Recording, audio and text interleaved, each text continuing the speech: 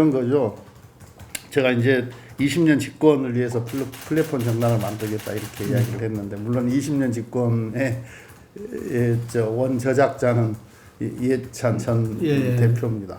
20년이 왜 나왔냐 하면, 우리가 노무현 김대중 10년을 집권해본 경험이 있지 않습니까? 우리 정치, 경제, 사회, 문화 모든 분야에서 어떤 개혁을 해냈고, 또 한반도 평화까지 포함하여 상당히 많은 개혁 과제들을 수행을 했고, 우리 사회가 많이 변모를 했었는데, 그 이후에 이명박 박근혜 정부 들어서면서 완전히 역진하는 것을 우리가 경험을 해봤지 않습니까? 그래서 지금 문재인 정부가 집권을 하고 있고, 많은 분야에서 발전들을 해가고 있지만, 집권을 계속하지 않았을 경우에는 민주주의가 됐든 민생이 됐든 또 한반도 평화의 문제가 됐든 늘 역진할 가능성이 크기 때문에 20년 집권을 해야 된다. 근데 이제 20년 집권을 하려면은 시대 정신을 정당이 잘 담아야 되지 않겠습니까? 예. 이제 그 시대 정신을 잘 담아야 된다라는 의미에서의 어떤 가치, 철학과 또 기능, 이것을 모두 포괄하는 의미로 제가 플랫폼이라는 플랫폼 정당을 말씀을 드린 거고요. 그러니까 이제 필연적으로 이렇게 플랫폼 기업들도 보면은 개방, 소통, 그다음에 필요한 것들을 다 담을 수 있는 그릇, 뭐 이런 거잖아요. 정당도 마찬가지인 거죠. 더 많이 개방해야 되고, 더 많이 소통해야 되고, 또 국민의 다양한 이해와 요구가 다 정당에 수렴되어서 그 국민들의 이해와 요구가 합리적으로 잘 만들어져서 정책으로 반영되고 입법화되고, 이런 기능들을 정당이 수행해야 되는 거 아니겠습니까? 그런데 이제 우리가 지금 코로나가 오면서 어쩔 수 없이 언택트가 많이 지금 이제 이렇게 많이 활용되고 있고, 우리가 전당대회도 언택트로 치렀고, 지금 요즘은 뭐 의원총회도 화상으로 하고 있고, 지금 그렇게 하고 있는데, 이게 비단 코로나뿐만이 아니라 앞으로 우리의 우리 시대의 상당히 문화로 잡을 가능성이 지금 커져 있죠. 그래서 이런 어떤 기능적인 측면들도 우리 당이 잘 활용할 수 있어야 된다고 생각을 합니다. 그래서 당은 지난 이해찬 대표 시절에 이런 요구들을 다 담아낼 수 있는 플랫폼을 잘 만들어 놨지 않습니까? 그게 또 이번에 전당대회를 비롯해서 상당히 많이 역할을 했었고요. 그게 혁신이죠. 제가 아침에도 말씀을 드렸습니다만, 아주 김종인 대표께서 매우 반가운 말씀을 하셨어요. 원래는 이제 관련법이 통과가 되어 있고 7월 15일 날 공수처를 출범하기로 되어 있었는데, 그렇죠. 야당이 공수처장 추천위원을 이러저러한 이유로 미루고 안 함으로써, 추천하지 않음으로써 지금 우리가 어떻게 보면 국회가 위법 상태, 최소한 공수처와 관련해서는 지금 위법 상태에 있는 거 아니겠습니까? 위법 상태를 방치하고 있는 거 아니겠습니까? 우리 당은 이미 일찍이 그 두 분의 공수처 추천위원을 지금 추천을 해놓은 그런 상태고요. 그러던 차에 이제 김종인 대표께서 추천하겠다, 지금 사람 찾고 있다, 이런 말씀을 하셔서 매우 반갑고 환영하는 일인데, 주호영 대표하고는 이 문제와 관련해서 몇 차례 우리가 대화를 나눈 적이 있습니다. 근데 이제 주호영 대표께서 기존의 우리 공수처 법을 지키자고 하면서 특별감찰관, 그 다음에 북한 인권재단과 관련해서 절차 밟자, 이제 이렇게 말씀을 하셔서 제가 동의를 했지 않습니까? 제가 특별감찰관이 꼭 지금 필요해서 동의한 게 아닙니다. 북한 인권재단이 꼭 필요해서 동의한 건 아니에요. 특별감찰관은 어떻게 보면 공수처가 만들어지면 기능이 중첩됩니다. 그렇죠. 기능이 중첩되기 때문에 존재하지 않아도 되는 기관이거든요. 그다음에 북한 인권재단도 실효성이 별로 없는 기관입니다. 그게 기구입니다. 뭐 무슨 북한에 가서 조사를 할 수가 있기를 합니까? 아니면 우리가 북한 인권 개선을 위해서 거기 저 뭡니까 그 정권을 이렇게 통제나 강제할 수가 있겠습니까? 그래서 크게 실효성은 떨어지긴 하지만 그래도 그 법은 있는 거니까 또 공수처 출범을 하기 위해서 뭐 야당의 제안이 있어서 제가 통 크게 하자라고 이야기를 했지 않습니까?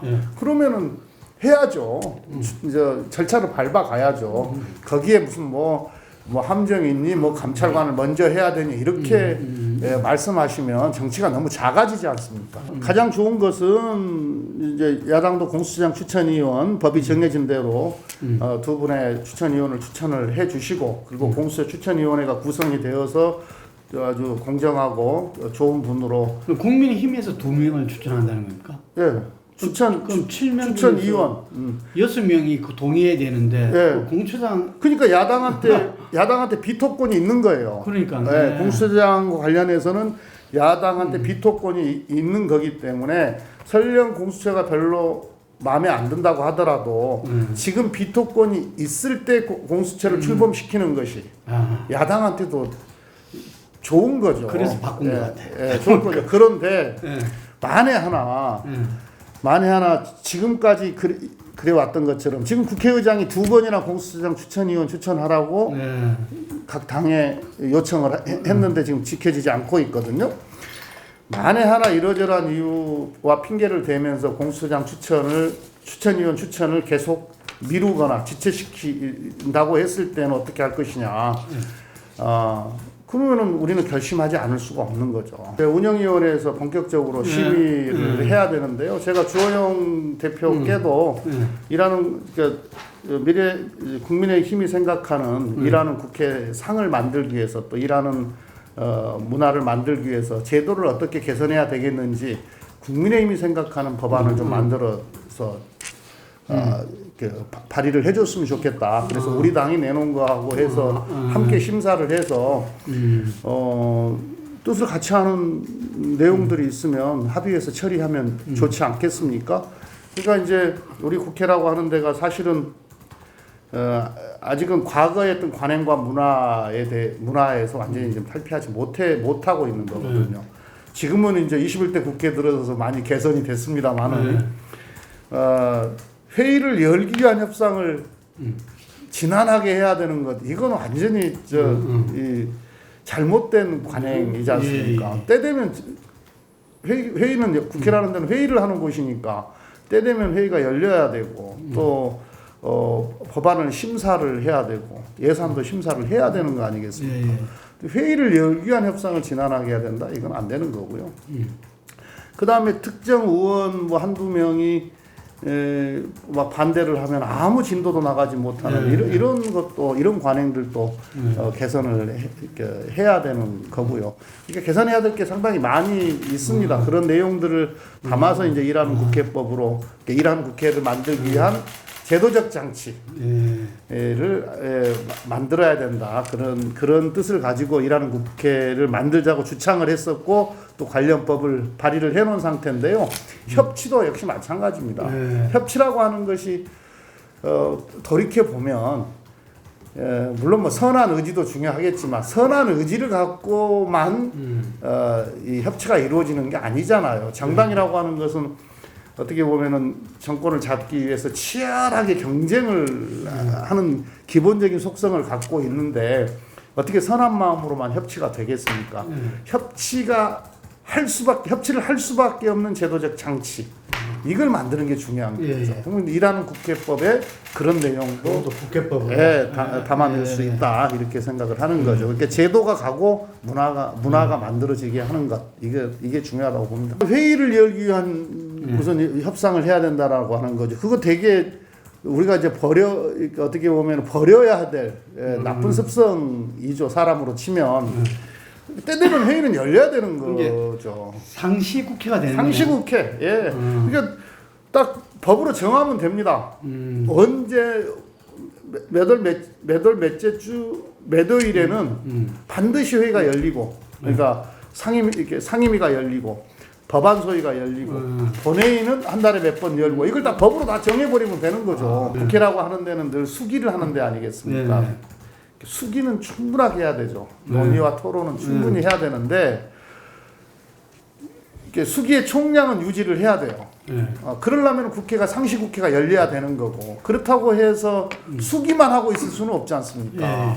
충분히 토론이 됐다라고 하면 민주주의 일반 원리에 의해서 결정할 수 있어야 되는데 우리 국회는 지난 국회를 보면은 결정 장애에 걸려 있었어요. 방금 그런 것 때문에 때 되면 국회가 안 열리거나 또는 한두 사람이 반대해 버리면은 아예 그냥 뭐 처리를 못 하거나 민주주의 일반 원리가 작동이 안 된 경우가 너무 많았던 거죠. 그걸 개선해야 되는 것이 일하는 국회법의 또 핵심이기도 합니다. 일하는 국회를 만들자고 하는데 뭐 반대를 하겠습니까? 근데 이제 이럴 수는 있는 거죠. 야당의 입장에서. 그래도 자기들이 회의를 이렇게 여당은 이제 늘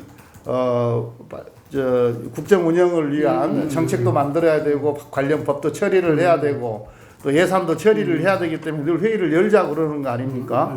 그 회의를 열기 위해서 야당이 아쉬운 소리 하고 또 야당 그걸 무기로 뭐 자기들이 원하는 것을 관철시키고 뭐 이런 욕심이 있어서 거부할지 모르겠습니다만은 우리가 21세기형 선진적 국회를 만들기 위해서는 익숙한 관행으로부터 나쁜 관행으로부터 이제 벗어날 때가 됐다. 이제 이런 거고요. 더구나 지금은 혁신의 시대입니다. 꼭 코로나가 아니더라도 모든 분야에서 혁신이 이루어져야 되는 거고 혁신이 어떻게 보면 일반화되어야 되는 건데 우리가 인류 역사에서 놓고 보면 혁신에 성공한 시대 또는 혁신에 성공한 어떤 종들은 생존을 했던 거고요.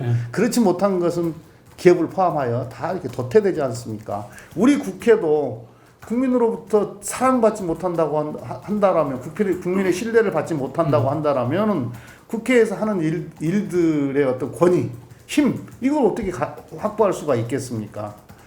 그렇게 봤을 때 국민에게 더 많은 사랑을 받기 위해서 이제 새로운 제도와 문화를 갖출 필요가 있다. 국회 스스로 국민들에게 더 많이 사랑받고 신뢰를 받을 수 있는 어떤 제도 개선 그리고 문화의 정착 이런 것은 필요하다고 봅니다.